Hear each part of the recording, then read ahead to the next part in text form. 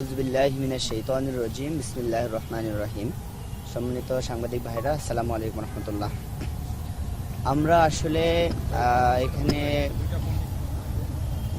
আমাদের আসার কথা ছিল নির্বাচন তো হওয়ার পরে খুবই উৎফুল্ল হৃদয়ে, কিন্তু আমরা এখানে আজকে আমাদের শোকাহত হৃদয়ে আসতে হয়েছে।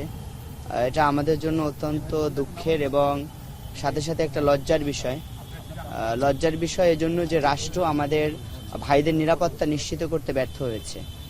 আমরা এখানে এসেছি আমাদের সম্মানিত ভাই, যিনি সবসময় বাতিলের বিরুদ্ধে অগ্নিকণ্ঠে কথা বলতেন, যিনি কখনো নিজের জীবনের পরোয়া না করে তার সংগ্রামী যে জীবন ছিল এটা তিনি পরিচালনা করতেন।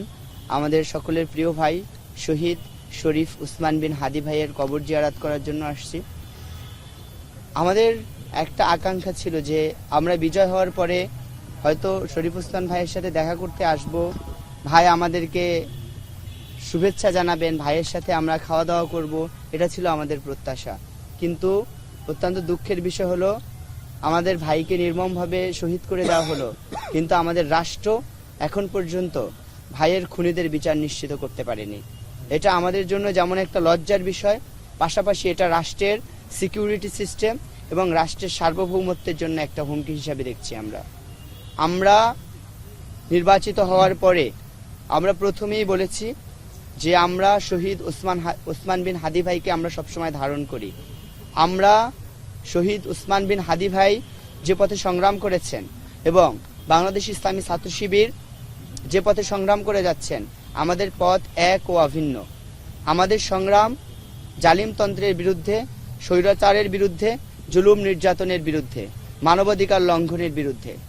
আমরা এক একজন নির্বাচিত প্রতিনিধি, আমরা শহীদ শরীফ উসমান বিন হাদির কণ্ঠস্বর হিসেবে কথা বলতে চাই। আমাদের জীবনের জন্য কিংবা আমাদের সিকিউরিটির বিষয় নিয়ে আমরা মোটেই ভীত সন্ত্রস্ত নই। আমাদের এই জীবন আল্লাহ তাআলা দিয়েছেন, আমাদের আবার চলে যেতে হবে। সুতরাং এটা যদি আমরা অন্যায়ের বিরুদ্ধে কথা বলে আল্লাহর দরবারে সন্তুষ্ট চিত্তে উপস্থিত হতে পারি, এটা আমাদের জন্য হবে সম্মানের।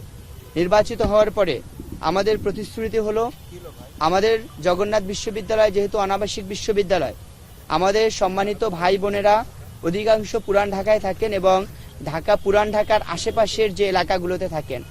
আমরা চাচ্ছি আমাদের ভাই বোনদের নিরাপত্তা নিশ্চিত করা।